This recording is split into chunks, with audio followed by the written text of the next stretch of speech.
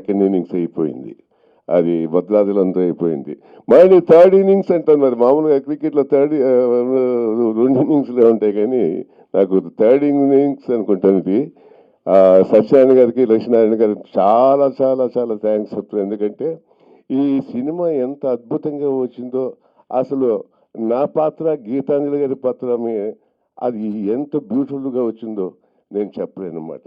అంటే ఈ రోజుల్లో ముఖ్యంగా ప్రతి పాత్రకి ఒక అర్థం వచ్చేలాగా ఆ పాత్ర జనంలోకి దూసుకు వెళ్ళిపోయేలాగా చిత్రీకరించినటువంటి డైరెక్టర్ లక్ష్మీనారాయణ గారి నిజంగా I'm hats off to you sir. చాలా బాగా తీసుకొచ్చారు, మంచి స్టోరీ, బ్రహ్మాండమైన స్టోరీని ఆ పద్ధతిలో ఆయన చేయటం చూస్తుంటే నాది ఆల్మోస్ట్ ఏంటంటే ఈ ముఖ్యంగా చెప్పాలి అంటే ఆలీ దీంట్లో hero.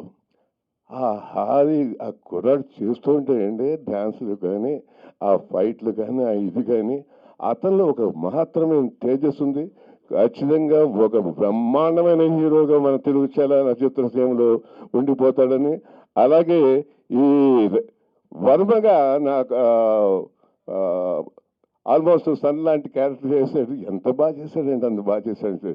Really is going to be very very big star. Cinema teaser launch చేస్తున్నారంటే డెఫినెట్గా ఆ రోజు మ్యూజిక్ డైరెక్టర్గా లారెన్స్, అదే డ్యాన్స్ మాస్టర్గా లారెన్స్ స్టార్ట్ అయ్యి డైరెక్టర్గా, హీరోగా ఏ రేంజ్కి ఎదిగాడో ఇవాళ లక్ష్మీనంద అదే చేతుల మీదుగా ఆ రేంజ్కి ఎదుగుతాడని మనస్ఫూర్తిగా కోరుకుంటూ, ఇంతమంది అది ఆయన డ్యాన్స్ మాస్టర్గా ఆయన, బట్ ఇక్కడ డైరెక్టర్గా కూడా అయ్యాడు. ఇప్పుడు ఈయన డైరెక్టర్గా ఇప్పుడు మాగంటి గోపీనాథ్ గారి చేతుల మీదుగా టీజర్ లాంచ్ జరుగుతుంది కాబట్టి ఆ రేంజ్కి ఎదుగుతారు 100% నాకు నమ్మకం ఉంది. అంటే పిల్లలు యూఎస్ వెళ్ళడం కానీ ఏదో అవుట్ ఆఫ్ కంట్రీ వెళ్ళడం, వాళ్ళు అక్కడి నుంచి వాట్సాప్లో దీంట్లో ఫొటోస్ పంపించడం, అది చూసి పేరెంట్స్ ఆనందపడడం అంతవరకునే ఉంది. బట్ ఇక్కడ కూడా పేరెంట్స్ అన్న వాళ్ళకి ఏంటంటే వాళ్ళ పిల్లల్ని ఎప్పుడు చూద్దాం, వాళ్ళు ఎప్పుడు వస్తారు అని ఎప్పుడు అంటే ఆల్మోస్ట్ ఇయర్ అంతా ఎదురు చూస్తూ ఉంటారు. ఈ సినిమా మువ్వ సత్యనారాయణ గారు నాకు చెప్పారు, ఒక లో బడ్జెట్ సినిమా అన్నట్టుగా స్టార్ట్ చేశాం. నేను ఈ డైరెక్టర్ గారి డైరెక్షన్ కానీ, కథ కానీ ఇవన్నీ చూసిన తర్వాత నేను ఎక్కడ కూడా కాంప్రమైజ్ కాలేదు. అనుకున్న దానికంటే డబుల్ బడ్జెట్ అయింది, అయినా మేము కాంప్రమైజ్ కాకుండా ఎక్కడ కూడా ఈ సినిమా తీయటం జరిగింది. అంటే ఇట్లాంటి సినిమాలకి హీరో అనేది డైరెక్టర్, ప్రొడ్యూసర్ అవుతారు. ఎందుకంటే డైరెక్టర్ ధైర్యం చెప్పాలి, ప్రొడ్యూసర్ డబ్బులు పెట్టాలి. కనుక వీళ్ళే ఈ లో బడ్జెట్స్, ఇట్లాంటి బడ్జెట్ సినిమాలకి చాలా దాదాపు మన ఇండస్ట్రీలో దాదాపు ఒక 200-300 సినిమాలు ఆగిపోయి ఉన్నాయి కదండి. ఇట్లాంటి సినిమాలు ఒక 200-300 సినిమాలు దాకా ఆగి పక్కన పెట్టి ఉన్నాయి. అంటే ఫైనాన్స్ ప్రాబ్లం కానీ ఏది కానీ ఇవన్నీ ఉండటం వల్ల. కానీ ఇట్లాంటి ప్రొడ్యూసర్స్ వచ్చి మువ్వా సత్యనారాయణ లాంటి వాళ్ళు ధైర్యంగా నిలబడి ఈ సినిమాని కంప్లీట్ చేస్తాం అనేది ఫస్ట్ ప్రొడ్యూసర్ గారి ధైర్యానికి మెచ్చుకోవాలి మనం. అదేవిధంగా టెక్నీషియన్స్, ఫోటోగ్రాఫర్ కానీ, మ్యూజిక్ డైరెక్టర్ కానీ, ఎడిటర్ కానీ అందరూ కూడా, టెక్నీషియన్ అందరూ కూడా చాలా బాగా చేశారు అని చెప్పి చెప్పడం జరిగింది.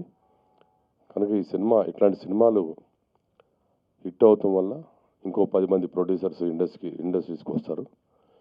కనుక ఇట్లాంటి ఈ సినిమా డెఫినెట్గా ఆడాలని చెప్పేసి కోరుకుంటూ, మరి డైరెక్టర్ గారికి, మువ్వా సత్యనారాయణకి, మరి ఆర్టిస్టులు అందరూ కూడా హృదయపూర్వక నమస్కారాలు తెలియజేసుకుంటూ, మళ్ళీ మనం ఆడియో ఫంక్షన్లో కలుద్దాం. డెఫినెట్గా ఆడియో కూడా హిట్ అవ్వాలి. దాని తర్వాత రిలీజ్ రోజు అందరం కలిసి చూద్దాం థియేటర్లో. తప్పకుండా హిట్ అవ్వాలి. మువ్వా సత్యనారాయణ లాంటి వాళ్ళకి, అందరికీ ప్రొడ్యూసర్స్కి ఇది ఒక మంచి శుభ పరిమాణం. కనుక మనం ఈ సినిమా హిట్ అవ్వాలని చెప్పి కోరుకుంటూ నేను సెలవు. మరి నేను ఈ సినీ ఫీల్డ్లోకి రావడం అనేది ఫస్ట్ టైం. కొంతమంది మిత్రులు అట్లాగే లక్ష్మణ్ గారు కలిసి నా దగ్గరికి వచ్చి స్టోరీ ఇట్లా ఉంది మా దగ్గర, మరి దీన్ని సినిమాగా తీస్తే చాలా బాగుంటుందని చెప్పడం జరిగింది. దాని మీద ఆలోచించి నిజంగానే ఈరోజు సమాజంలో చాలామంది ఇక్కడ కోటీశ్వర్లు అయ్యుండి ఒక 500 మందిని 1000 మందిని బతికించగలిగేటువంటి కెపాసిటీ ఉండి అట్లాగే మంచి ఎడ్యుకేషన్ ఉండి మంచి నాలెడ్జ్ ఉండి ఇన్ని ఉన్నా కూడా మన దేశంలో కొంతమందికి ఎంప్లాయ్మెంట్ ఇచ్చి మనం ఈ దేశంలో పుట్టినందుకు ఈ దేశానికి మనం ఎంతో కొంత ఇద్దామనే ఆలోచన లేకుండా చాలామంది కోటీశ్వరులు కూడా వేరే దేశాల వెంక చూస్తూ ఇతర దేశాలకు వెళ్ళి బిజినెస్లు చేస్తూ ఇతర దేశాల మీద ఆధారపడుతూ ఆ సమయంలోనే రిలేషన్షిప్స్ అన్నీ కూడా పోగొట్టుకుంటూ ఇటుపక్క తల్లిదండ్రుల్ని అటుపక్క వాళ్ళకు పుట్టిన పిల్లల్ని కూడా ఇబ్బంది పెట్టే పరిస్థితులు ఉన్నటువంటి ఈ సమాజంలో మరి రాబోయే రోజుల్లో కొంతైనా ఆలోచించాలని ఈ సినిమా ఒక స్ఫూర్తిగా ఉండాలని చెప్పి ఈ సినిమా తీయడం జరిగింది. మరి ఈ సినిమా ఒక రకంగా సక్సెస్ మంచి కారణం అవుతుంది, ఈ కథ మంచి కారణం అవుతుందని చెప్పి తెలియజేసుకుంటూ మరి దీన్ని సహకరించినటువంటి అందరికీ కూడా పేరు పేరున ఉదయపూర్వక నమస్కారాలు తెలియజేసుకుంటూ శ్రీ మువ్వా సత్యనారాయణ గారు నన్ను దర్శకుడిగా పరిచయం చేస్తూ నాకు ఈ అవకాశాన్ని ఇచ్చినటువంటి పెద్దవారికి ఈ సభాముఖంగా ధన్యవాదాలు తెలియజేసుకుంటూ Ram NRI power of relationships cinema complete అయిపోయిందండి. సినిమా కూడా అంతే పవర్ఫుల్గా వచ్చింది. ఒక సామాజిక స్పృహ కలిగినటువంటి కుటుంబ కథా చిత్రం. ఒక ప్రతి దేశ పౌరుడు కూడా ఈ సినిమాను చూసి ఆదరించాలని మనస్ఫూర్తిగా కోరుకుంటున్నాను. సినిమా కూడా చాలా బాగా వచ్చిందండి. చూసి అందరూ ఆదరించాలని మనస్ఫూర్తిగా కోరుకుంటూ సెలవు తీసుకుంటాను.